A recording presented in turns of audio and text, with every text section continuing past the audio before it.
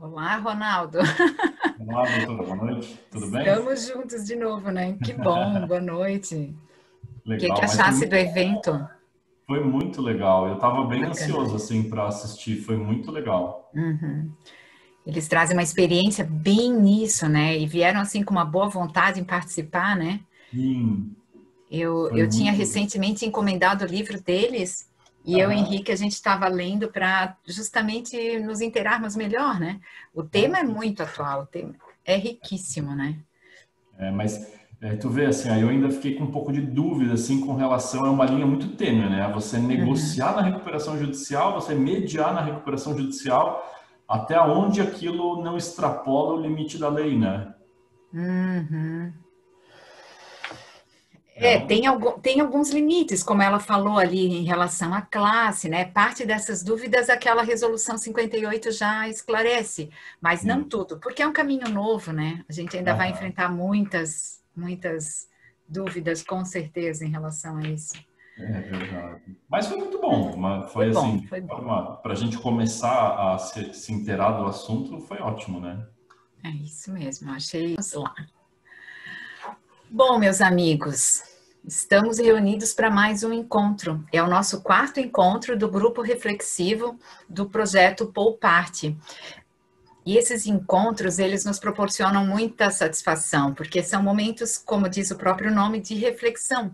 E uma reflexão guiada por pessoas que são experts no assunto. Nós temos três linhas de abordagem nesse projeto Pouparte, que é um projeto que procura difundir o consumo consciente, a boa administração financeira e a boa gestão das suas próprias contas pessoais, familiares, empresariais.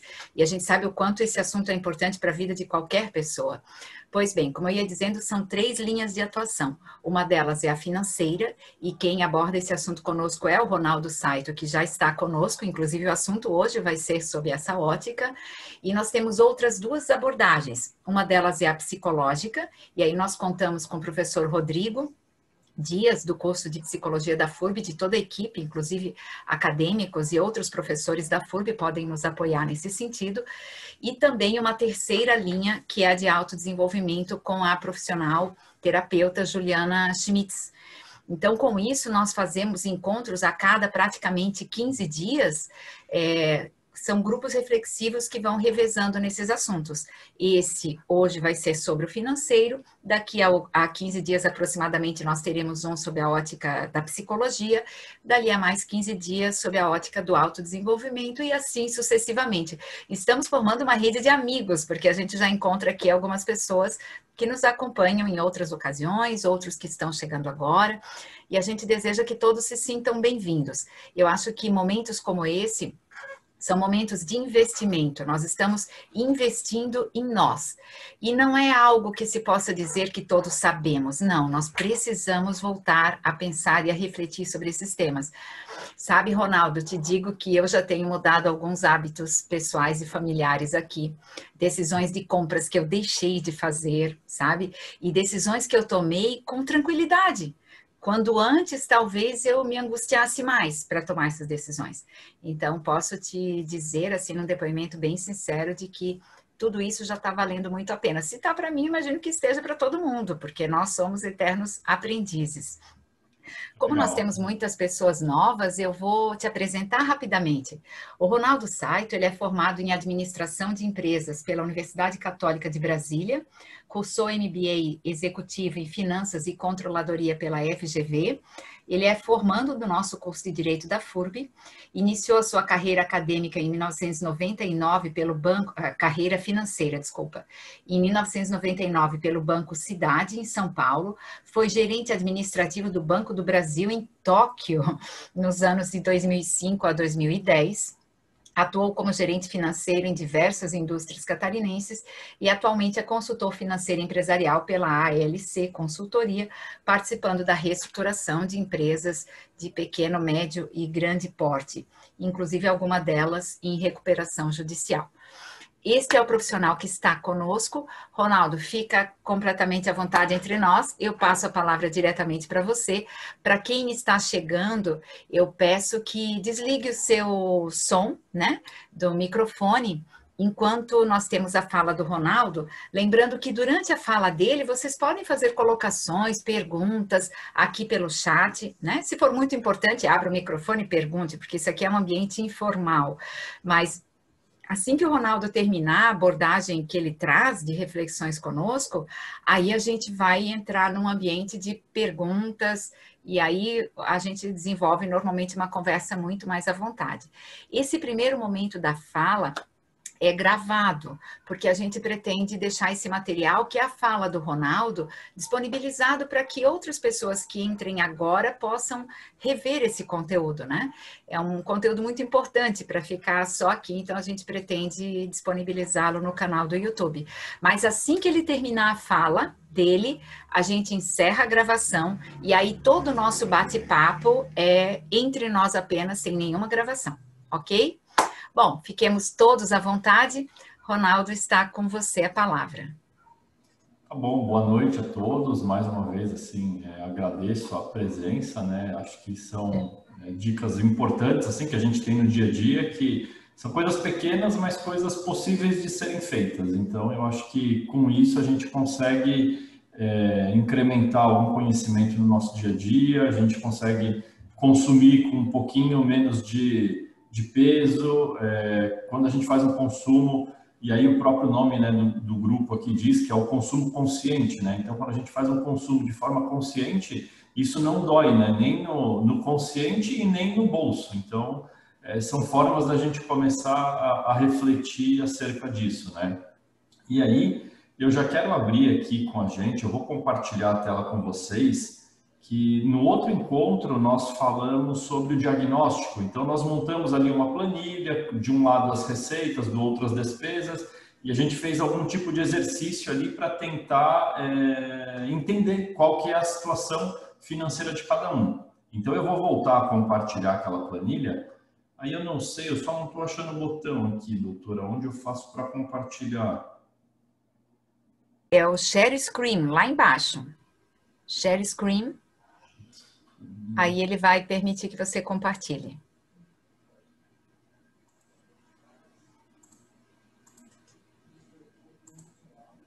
Já está habilitado, Ronaldo, para ter esse acesso. Deu certo? Não, deixa eu ver aqui.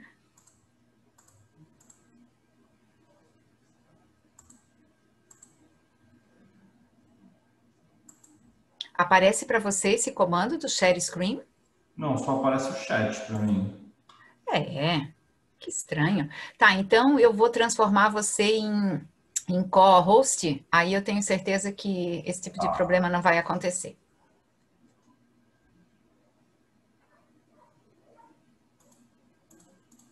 Acho que basta você aceitar. Agora... Deu certo? Agora apareceu aqui, chat screen, agora sim. Isso, ok. Não sei por que aconteceu isso, mas enfim. Não, sem problemas.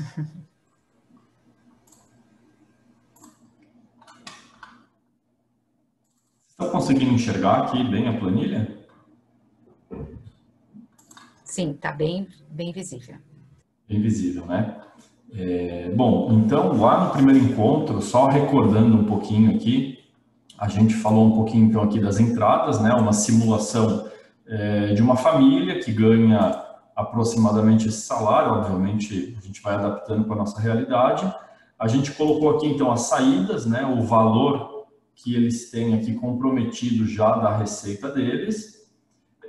A gente colocou aqui quem pagar, então, né? Então, é Samay, aluguel, Celesc, o porquê que eu pago isso, já pensando em fazer algum certo tipo de questionamento para saber se isso faz sentido ou não no dia a dia, o valor que eu pago, e aí a gente complementou aqui essa coluna. Então, eu tenho que pagar de fato? Sim, se está aqui, se eu tenho que pagar, eu posso reduzir esse valor? Daí tem as respostas aqui, ou não ou sim, né? Então, se eu tenho que pagar, daí eu venho para essa coluna. Eu posso reduzir?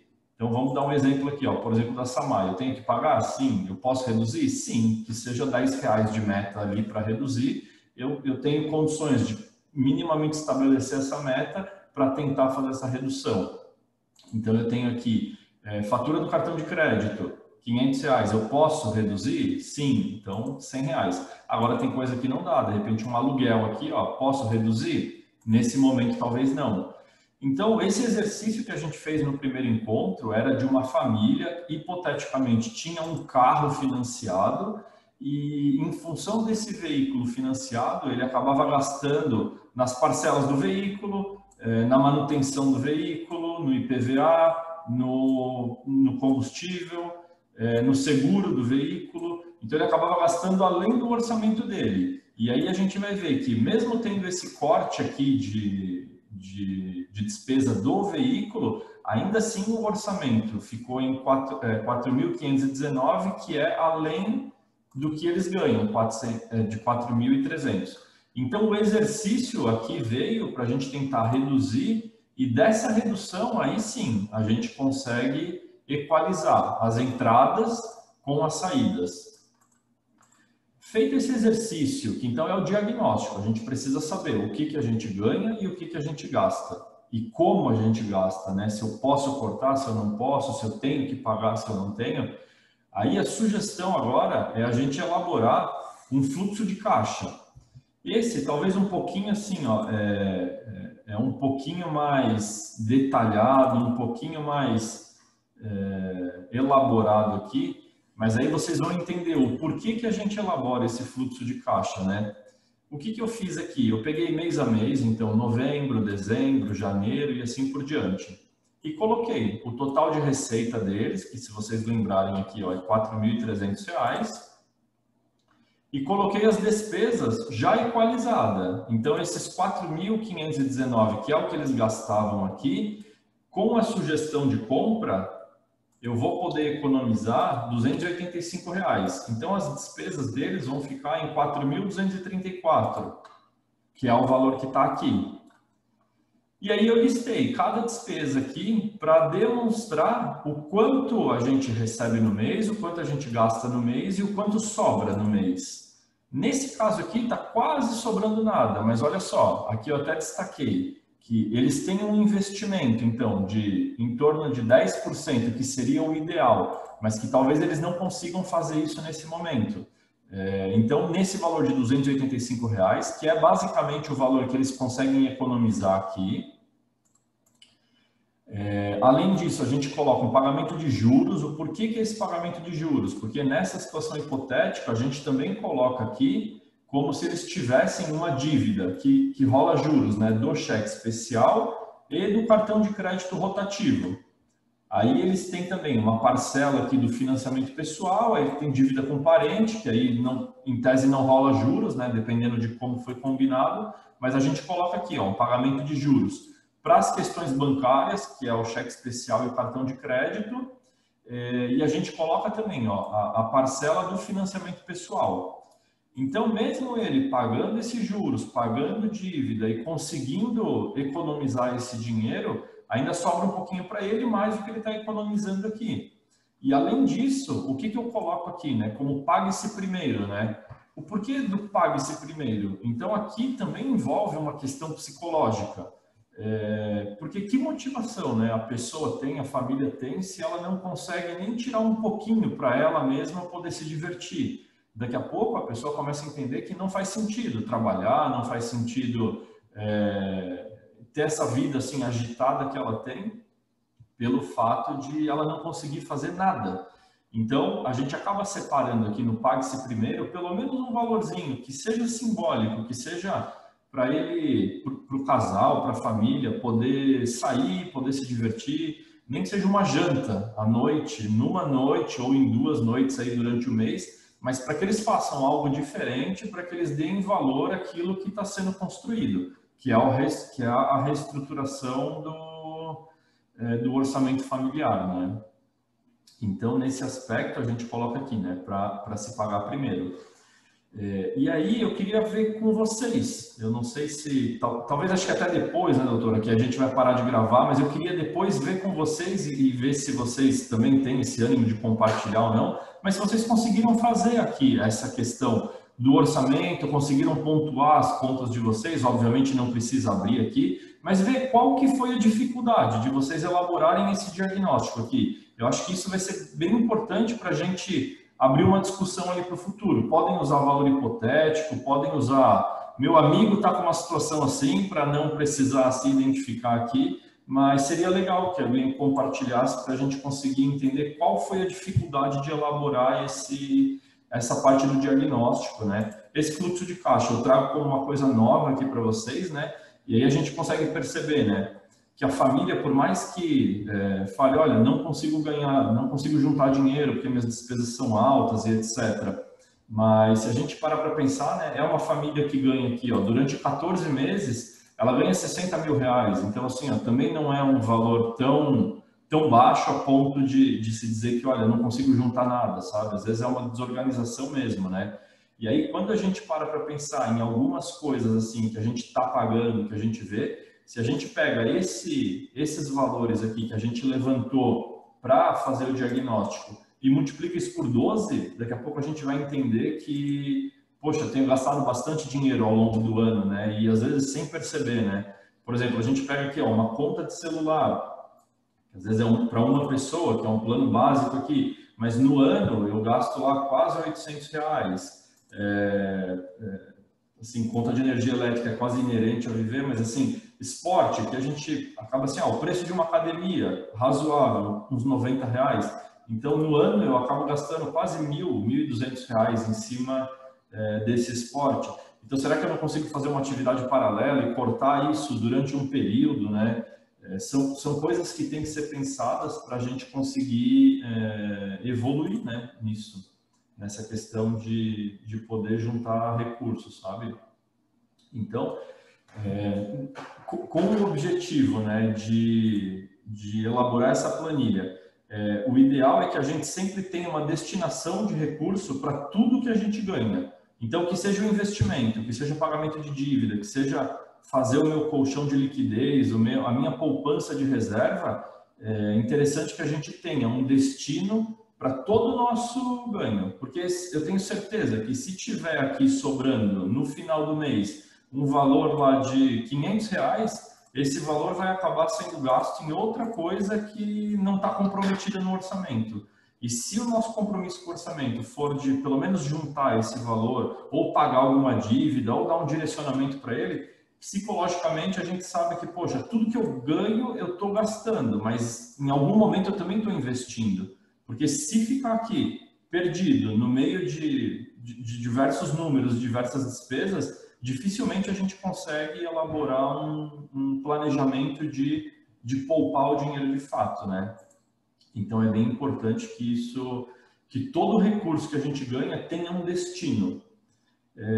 Com relação ao pagamento de dívida, nessa situação hipotética aqui que a gente criou, essa família tem esse endividamento, né?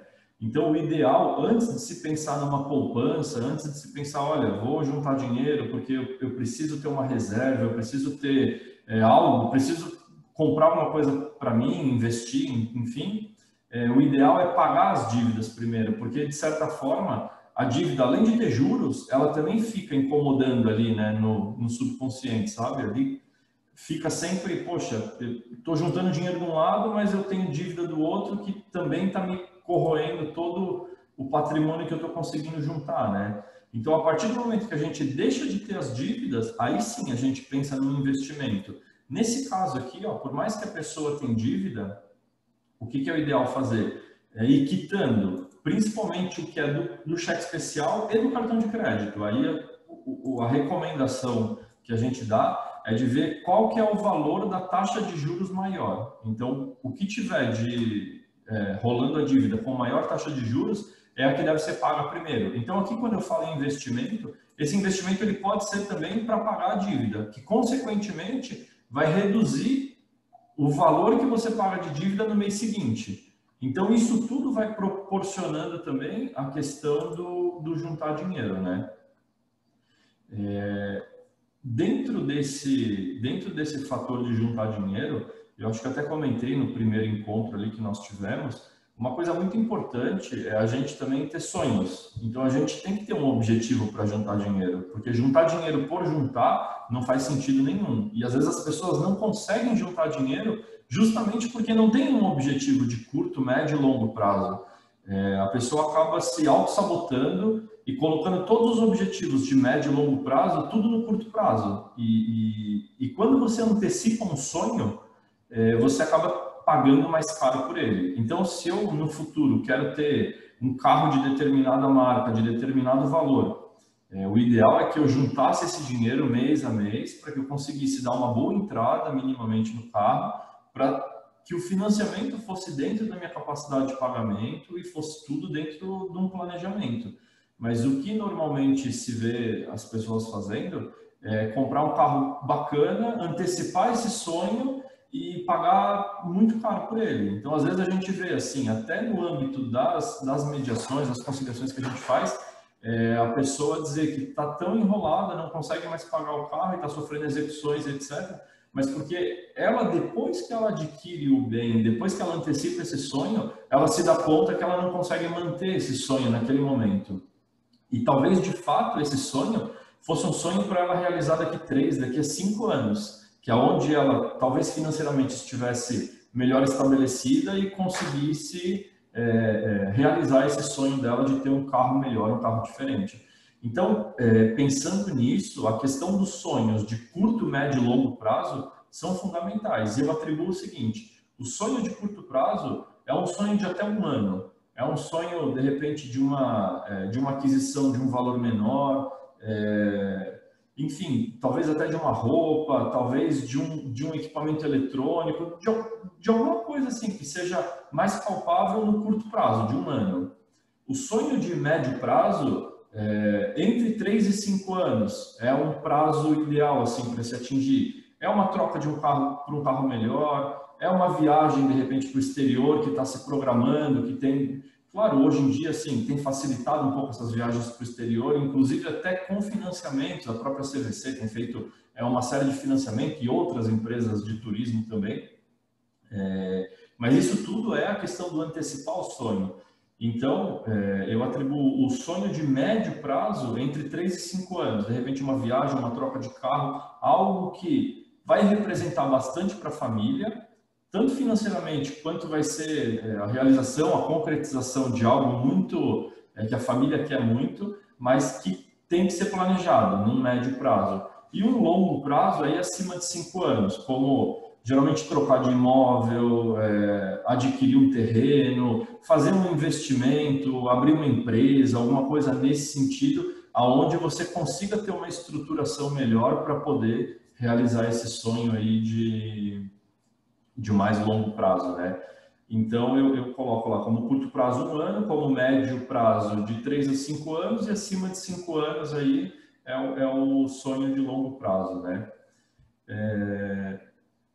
Então, aí, nessa questão de consumo agora, para a gente ter certeza do que a gente está consumindo e se aquilo que a gente está consumindo está fazendo sentido, eu preparei assim 4 perguntas para a gente se fazer essas perguntas no momento que a gente for consumir. Então, quais são as perguntas? O quero, o posso, o preciso e o agora. Então, o que é a ideia da brincadeira aqui, né? É a gente colocar tudo aquilo que a gente quer dentro dessas perguntas. E normalmente, se uma dessas respostas der negativo, é porque é sinal de que você não pode comprar naquele momento, que você não precisa comprar naquele momento. Então, vamos lá, fazendo um exercício aqui. Eu quero um celular novo? Quero, legal, então eu já coloco aqui. Eu posso comprar um celular novo? Bom, analisando pela condição, pelo que eu ganhei, de repente pelo meu salário e tudo, tá tudo certo, eu posso comprar um celular novo. Eu preciso de um celular novo nesse momento? Não preciso, porque meu celular atende, não está quebrado, está tudo certo, então é mais uma questão de, assim, uma vontade pessoal minha. Então aí, aqui já deu negativo, então já nem precisa fazer a próxima pergunta, porque se aqui desse um positivo, eu preciso. Para agora, bom, talvez também não precise para agora. Eu consigo aguentar sem esse celular novo por mais 3 meses, por mais 6 meses. Então, tudo aquilo que a gente tem vontade de comprar, e eu acho que isso para mim funciona bastante, no momento de decisão, principalmente naquelas horas de compulsão, eu acabo utilizando essa brincadeirinha aqui, sabe? Eu quero aquela coisa que eu estou atrás naquele momento, geralmente essa daqui vai dar que sim, sempre vai dar que sim, porque se você já foi atrás, se você já foi especular isso, é porque você quer. Você pode comprar? Daí aqui entra mais uma questão financeira. Financeiramente falando, você pode comprar? Às vezes vai cair que não, eu quero trocar de carro, eu quero um carro novo, mas eu posso comprar esse carro? Não, nesse momento eu não posso. Então, aqui já elimina as minhas possibilidades.